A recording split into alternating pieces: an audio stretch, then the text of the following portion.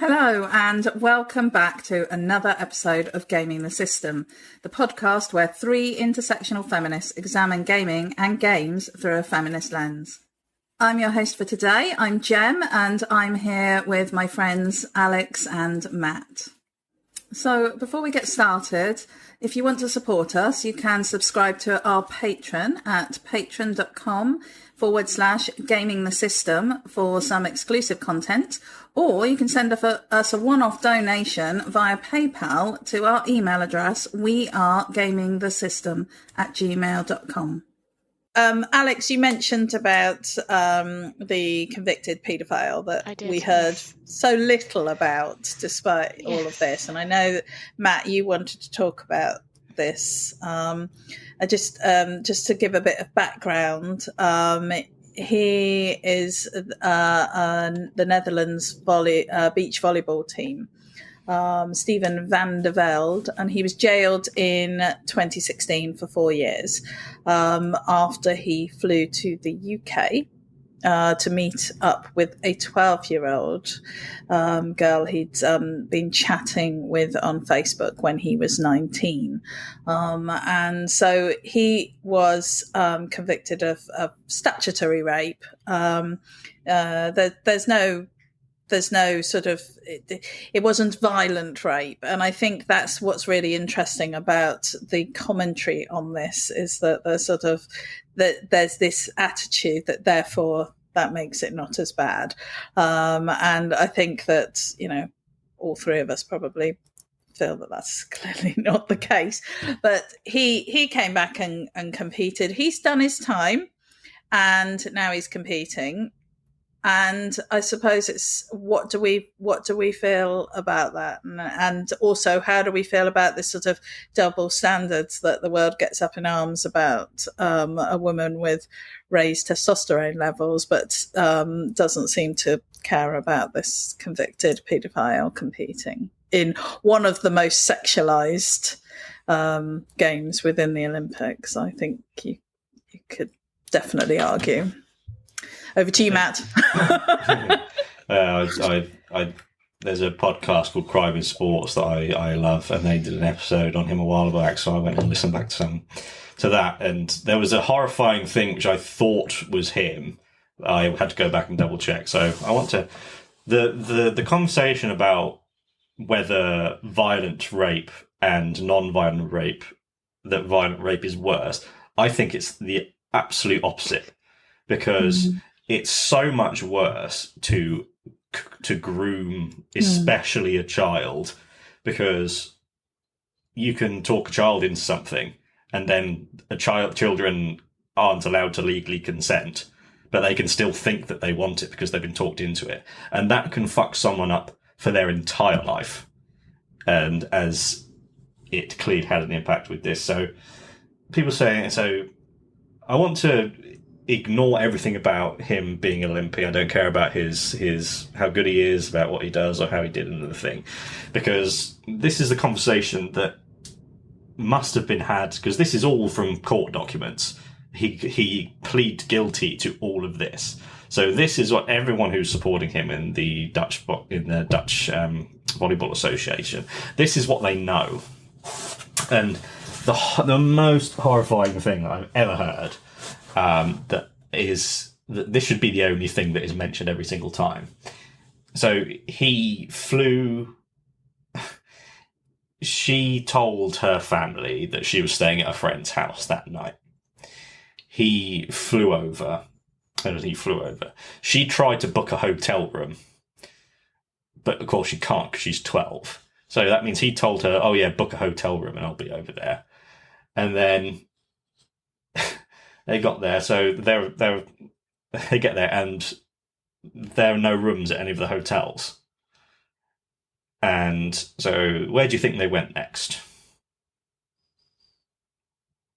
Where do you take your groomed child to next?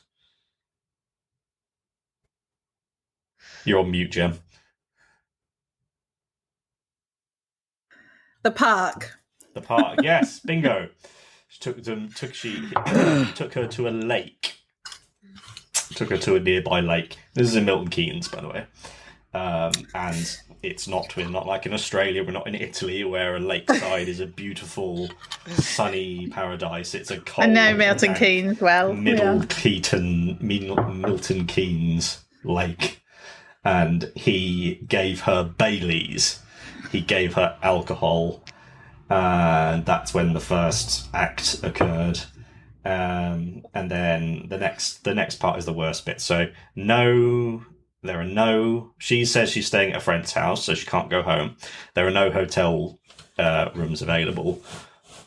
Where do you spend the night? Outside, I guess. It's worse than that. Oh. They went to a Premier Inn and they slept under cardboard boxes in the stairwell. That's the most horrifying thing I've ever heard, and I had to double check that was this man, because the sickness in the head of someone who does these steps is so dangerous, and proving that he's done this. And then the next day, her parents were out, so they went back to her house, and the third act occurred, and they did it in her sister's bed, which is another unbelievably sick twist on it. And then it just gets worse and worse. And then the next day he said, oh yeah, you better go and get the morning after pill. And then he flew off back to the Netherlands. And obviously, when a 12-year-old goes into a family planning clinic and asks for the morning after pill, they immediately called the police. Yeah. And then that's how it came out. If he hadn't said to her, go to the family planning clinic, the fact that he's able to tell her to do these things and she does them without question shows how horrifyingly dangerous he is. And I can't believe that isn't the only thing that has been mentioned every single time his name has been mentioned. I didn't know much of that, so yeah, that's horrifying. But and also I should add, I don't think he actually served all of his sentence. He's only served part of it. I think it was 4 years and he's only done 1. I remember in our previous episode we chatted about that. So he's not even finished his whole sentence. He did this in August 2014, and he was convicted. He pled guilty in 2016. So 2 years of being free out about. And in the UK, the maximum sentence for this crime is 19 years, which is not enough in the fucking slightest. No. And it's not. He would say, oh, I made a mistake. I was young. I made a mistake. Yeah. That is a series of actions, which is, you have to be a certain kind of person to be able to go through that. That you don't, and clearly from everything that he said since, he hasn't changed in the slightest. He doesn't get it in the slightest. He was, she was 12 and he was 19.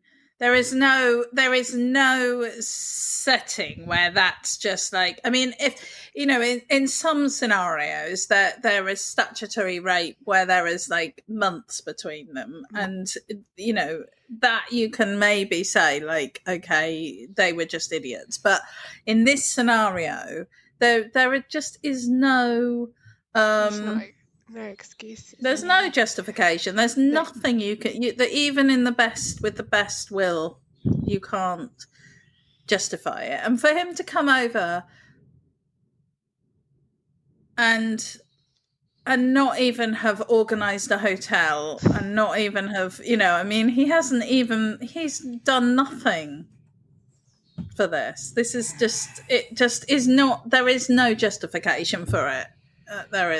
It's horrendous. And in the UK and the Netherlands have an extradition agreement where they have to be imprisoned in.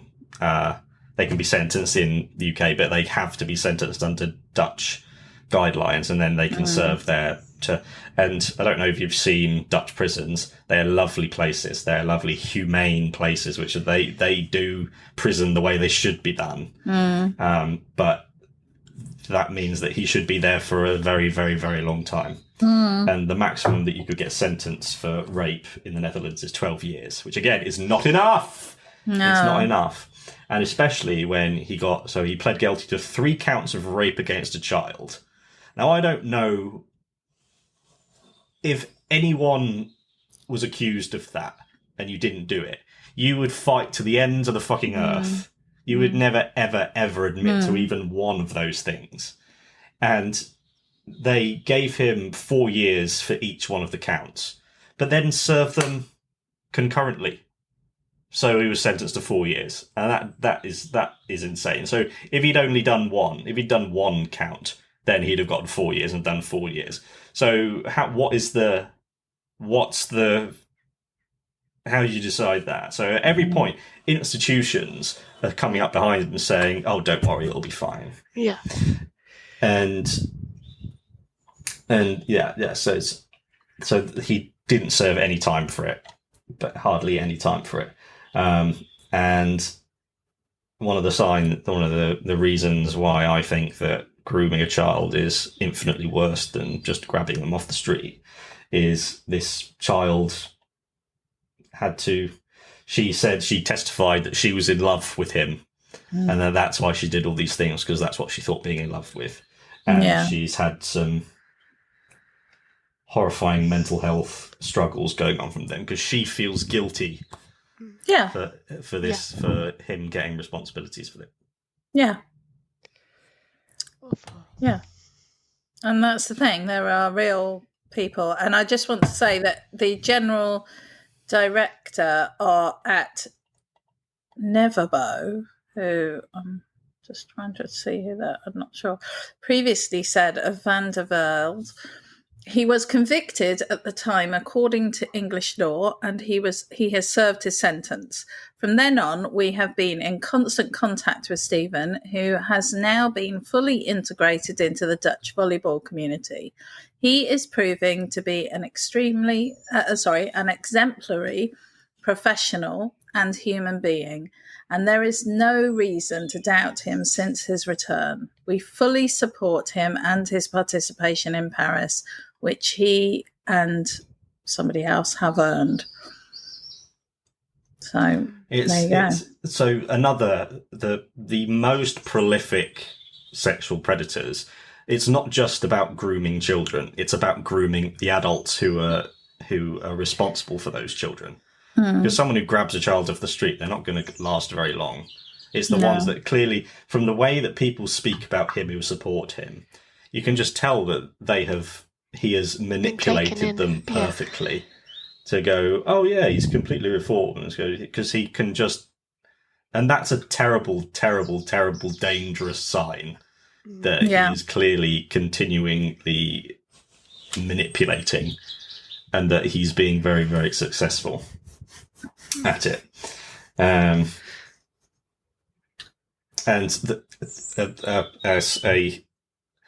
in terms of double standards, the France, just like us and just like America, has a resurgence of anti-immigrant people who hate anyone from another country coming to their country. When it's a person of colour desperately trying to get there from a person of colour who's a Muslim trying to get to safety from their country, they want to drown them all in the channel rather than let them here. But when it's a 6'4" handsome Scandinavian guy, it doesn't matter what they do, which goes to show it's just, as with the boxing, it's not about equality and safety and protecting people. It's about hating someone with less power than you and being okay. Because like with the core takeaway I took from the boxing thing is that it's a positive. The positives drowned out, and we're able to drown out the the negative side of it, whereas in the past it would have been the other way around. And so normally it would be the anti-trans people kick up a fuss and then, oh, we've disqualified her, sorry. Whereas the IOC has actually stuck to its guns and said, we didn't trust the boxing federation. And one of the best quotes, which summarises what we say, is that there is not a scientifically solid system to identify men and women. Whereas every anti-trans person says, oh, you can tell from looking. Yeah. And you go, well, why is there so much furore about it if you can just look at her and say, oh, yeah, that's a man? Yeah. And you go, well, yeah, it's bullshit, isn't it? But the sane people, the good people, seem to be making good decisions for the most part. And rather, the guy, the paedophile, is out of prison. He's free and clear. He is on the indefinite sexual predator list, which is good. But that clearly hasn't stopped him being... Another problem with sport is that it's not like any other career. Adult sport overlaps with children's sport all the way. So that's a problem. So he clearly feels no remorse. So he's free. He feels no remorse. But no one has mentioned his name without saying, oh, he's a paedophile, isn't he? And that's the sort of best we can hope for, really. Yeah. And if you had any, this is my last point. If you had any remorse whatsoever for what you put a child through, it's 10 years ago. It's the 10-year anniversary of this. Can you imagine? You say, "Oh, I feel awful about it," and if I go to the Olympics, the biggest show on earth, that child is going to see me, and all that's going to be talked about is what I did to her. Yeah, and the amount of trauma that re-traumatizing her that is done by him going, oh, I should be able to do whatever I want. It's not fair. And yes. Hopefully we won't hear about him again for another 4 years. Hopefully. No.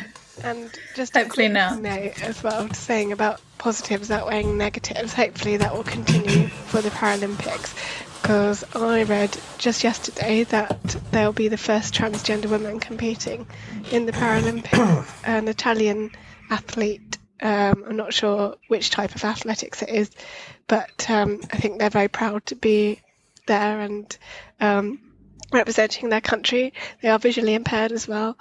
So I'll definitely keep an eye out for that. And hopefully, as you say, the positives will outweigh what will inevitably be lots of negative coverage.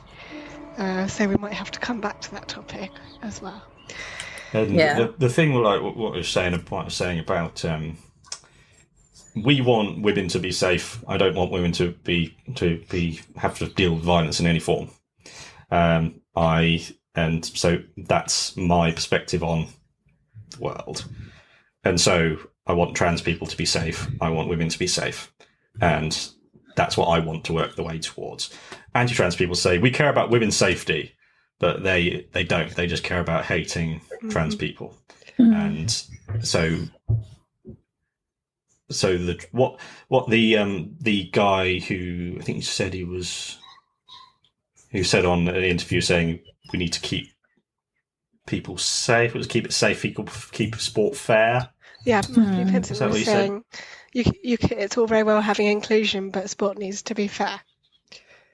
Yeah, so that could be him saying there is a place for everyone in sport, in competitive sport.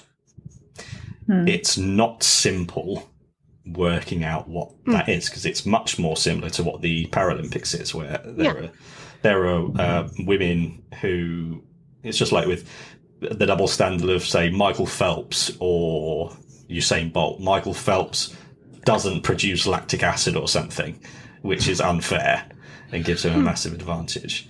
And so we start from the position of there is an answer where everyone gets an equal egalitarian shot, and we want to find a way towards that.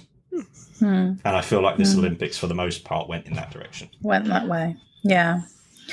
I'm very aware that we're very much overrunning, but I've got a couple of more things that I just want to cover if you're both okay for that. Yeah. So firstly, I want to direct our listeners to an awesome organisation called Hope Not Hate. You can find them at hopenothate.org, and they are excellent at sort of fact checking and providing information about things that are going on in the world around you. And they've been following recent racist riots and the unrest that we've been seeing over the past few weeks, and providing information on that, and also just looking at like what's actually going on and giving you a reasonable explanation of the situation. So if anyone's concerned, I would suggest visiting them. But I also want to say that this was the first Olympics that we saw 3 Black athletes sharing a podium. And they were Rebecca Andrade of Brazil, who earned gold in the women's floor exercise final. Simone Biles receiving silver, and Jordan Childs taking bronze. So it was really lovely to see them on the podium, and Biles and Childs, lovely rhyming of their names, Biles and Childs, both from the United States, like actually bowed down to Andrade, and that's so lovely. And I just think that's just an example of sisterhood, and recognizing the joy in being amongst other people that are also awesome at the thing that you love doing. So I thought that was really nice.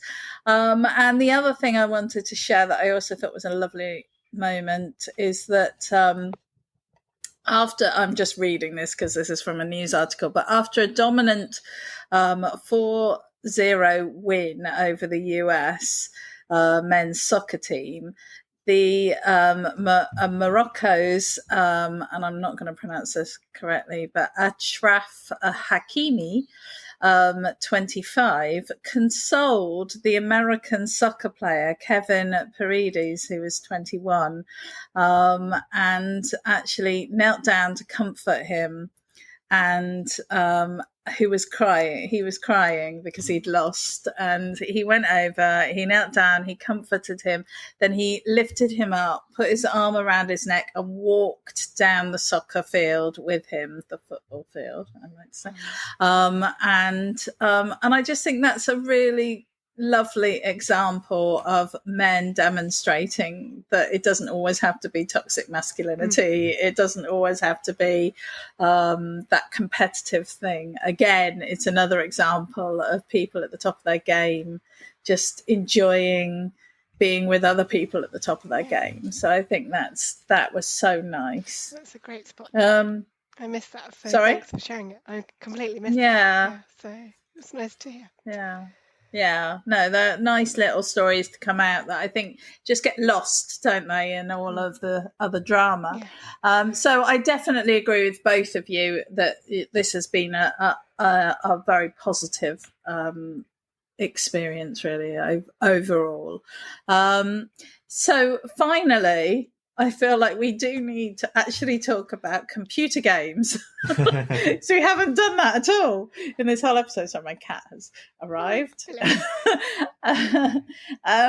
So there was no Mario and Sonic 2024. And there was only one game, which I had up here somewhere, which was Olympics Go.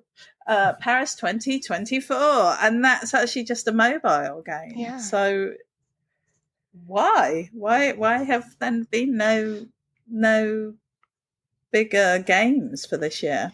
It's an interesting question. I don't know the answer, but it's disappointing because they were very popular, the Sonic and Mario Olympics back in, obviously, I can't remember when the first one was, but obviously London was super popular, particularly here, because it was Nintendo property. So with the Wii, it fitted kind of perfectly for families to kind of just compete against each other and have lots of fun.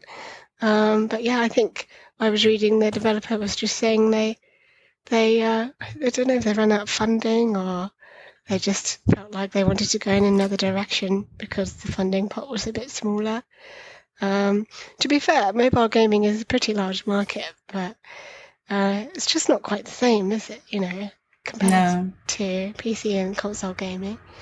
But yeah, maybe there's just not an appetite for an Olympic sporting game this year.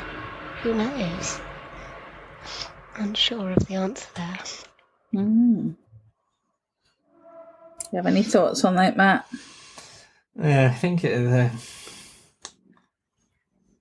as the years go on and social media and non-establishment forms of like media and communications come up, that perfectly framed your cat, Jem. That they must have just gone out. It's not really worth us doing it anymore because they don't need it. It was a labor. The Olympics is a labor of love for the hosts.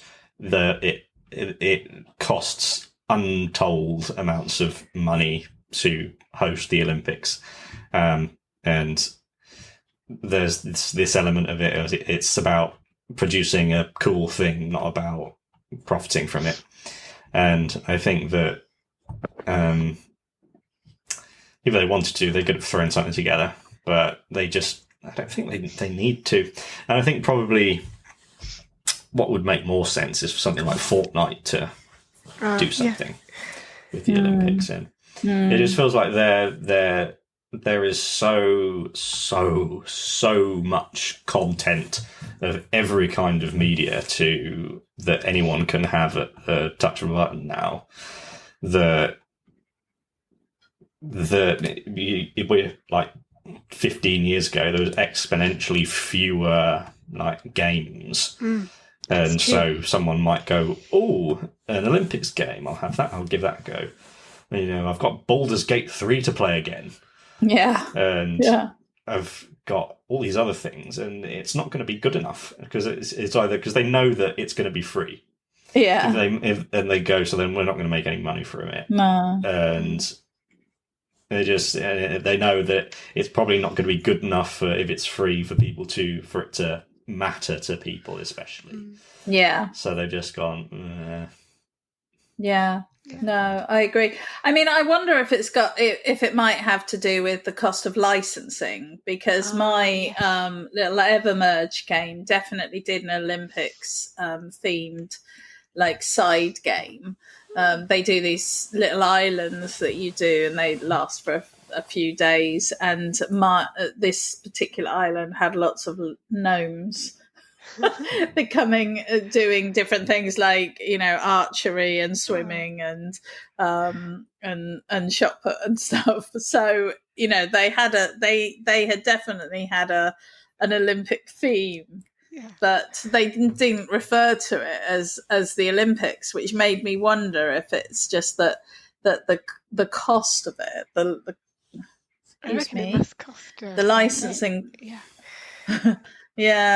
Yeah, so I think that might be the issue, that maybe it's just become too much money for too little gain for people. So right, well, I think that's enough. I think we're all Olympicked out, and I think we do have to come back and do something similar on the Paralympics, for sure, because I think that's important when we're talking about equality, actually. So we will do that. And we'll be back on your computer screens and your phone screens very soon. So thank you both for your time today. Thank you, Jem. And thank you for all listening to us. And we'd really love to hear your thoughts on all of the things that we've talked about today. I hope you enjoyed our chat. Thank you. Bye. Bye. We hope you enjoyed that episode of Gaming the System. If you want to support us, you can donate to us through our PayPal by sending it to wearegamingthesystem@gmail.com if you want to send us a one-off donation. If you want to donate to us monthly, you can subscribe to our Patreon at patreon.com/gamingthesystem. Until next time, bye-bye.